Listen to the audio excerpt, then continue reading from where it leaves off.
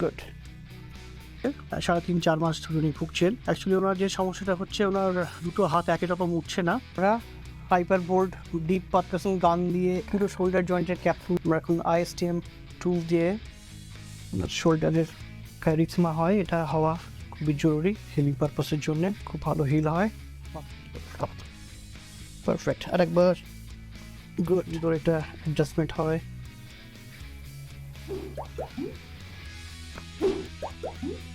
Perfect. Upper thoracic level, T2, T3 level. Relax. Relax. Loose রাখবেন। হাত পুরো আমার হাতে ছেড়ে দিন, ব্যথা লাগবে না। আমরা এখন পোস্ট আইসোমেট্রিক রিল্যাক্সেশনের আমাদের ট্রিটমেন্ট অলমোস্ট শেষ হয়ে এসছে। এবার আগে যেমন তুলেছি এখন পুরো তুলে দেখুন। এক্সিলেন্ট। C the result. খুব